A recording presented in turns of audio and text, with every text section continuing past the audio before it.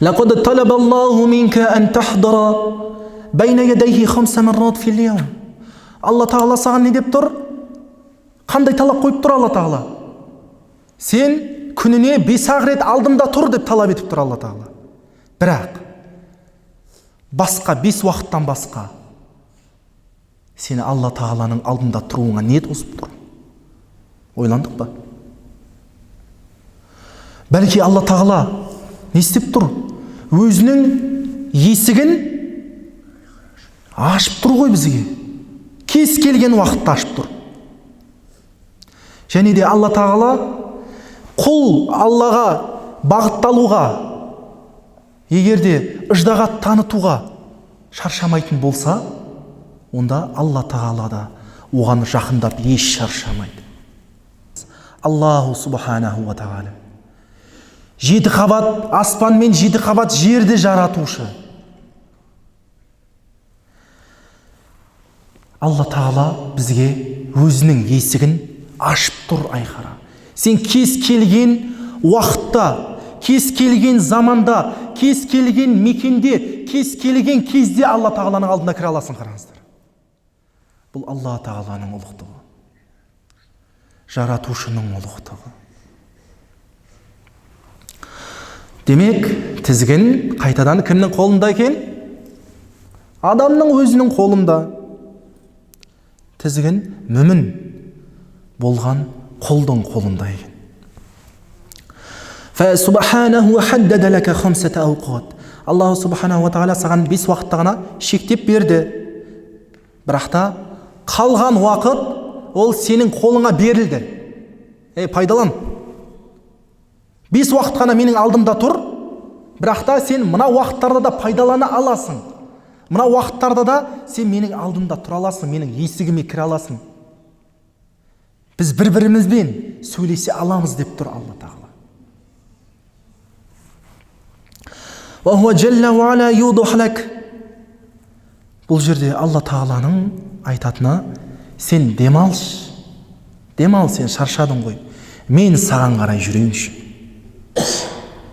Себебі сен егерде маған жүгіретін болсаң, маған асығатын болсаң, сен шаршап қаласың дейді.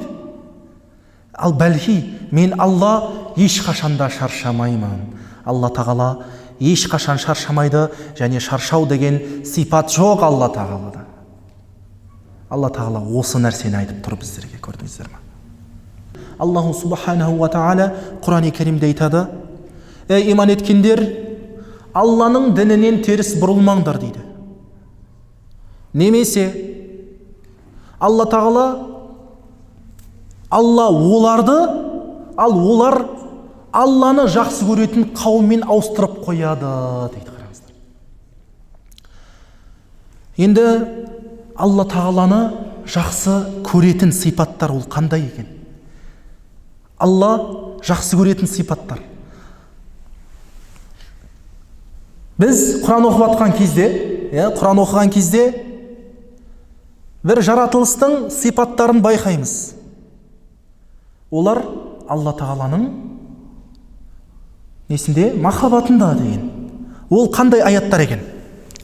Бақара 195. Ва ахсину инналлахи юхиббул мухсинин. Жақсара түсіңдер, ізгі іс істеңдер. Бәлки Алла ізгі іс істегендерді жақсы көреді дейді. Келесі аятта: инналлахи юхиббут тауабина ва юхиббул мутатаххирин. Алла Тағала тәубешілді жақсы көреді, және де тазарғандарды жақсы көреді дейді. Келесі аятта: фа инналлаха юхиббул муттақин. Расында Алла Тағала тақуаларды жақсы көреді дейді. Одан келесі: валлаху юхиббус сабирин. Алла Тағала сабыр еткендерді жақсы көреді дейді. Басқа аятта: инналлаха юхиббул мутаваккилин. Расында Алла Тағала тәуекелшілдерді жақсы көреді дейді. Ва яқул инналлаха юхиббул муқситин. Алла Тағала әділетті болғандарды жақсы көреді дейді. Міне осы бүкіл сипат, Құранның ішіндегі келген сипат, ол Алла Тағаланың рахымына лайық болған сипаттар екен, көрдіңіздер ме? Ва яқулул хаққу субханаху. Аллах субханаху айтады: инна рахматаллахи қарибун минал мухсинин.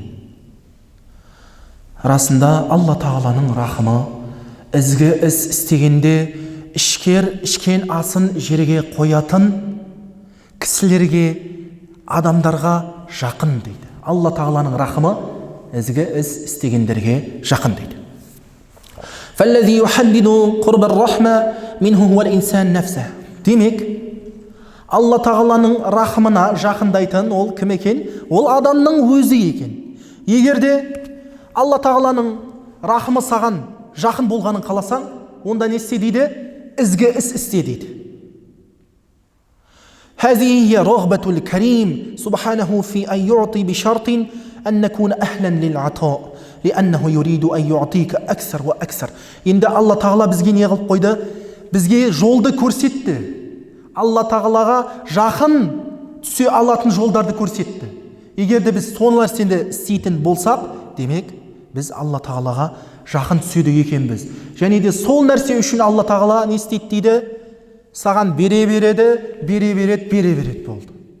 Сен тек не істесең болды? Ізгі іс істесең болды дейді. Лақра қаулул хақ лаин шакартум ла азиданнакум. Сен Аллаху субханаху ва тағаланың мына бір аятын оқы дейді. Ибрахим сүресі 7-ші аят. Егерде шүкір етсеңдер, арттырамын дейді. Енді шүкір бұл жерде не болып тұр? Құлдың Алла тағалаға қарай беттелуі болып тұр.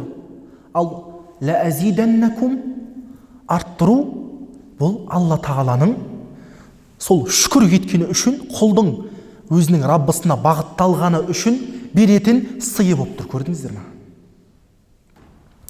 والإنسان حين يضع كل المسألة في ضوء منهج الله فالله شاكر عليم لأن الله يرضى عن العبد الذي يسير على منهجه وعندما يرضى الرب عن العبد فهو يعطي له زيادة.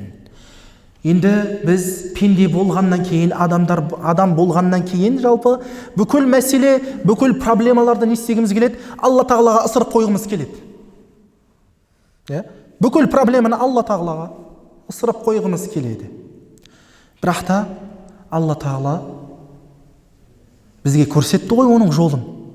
Мысалға біреуде бір проблема болса, мына бір аят бар. وَمَنْ يَتَّقِ اللَّهَ يَجْعَلْ لَهُ مَخْرَجًا дейді. Егер сен бір қиындыққа ұшырасаң, онда Алла тағалаға тақуалық қыл, Алла тағала саған не істеп береді? Сол тығырықтан шығатын жолды көрсетіп береді дейді. Демек біз адам өзіміз тырысуымыз керек бір нәрседен шығуға. Ал Алла тағала сол тырысқанымыз үшін сол бізге проблемадан шығуға тезірек көмектеседі. Және де сол қиналғанымыз үшін бізге Алла тағала арттырып береді екен, қараңыздар.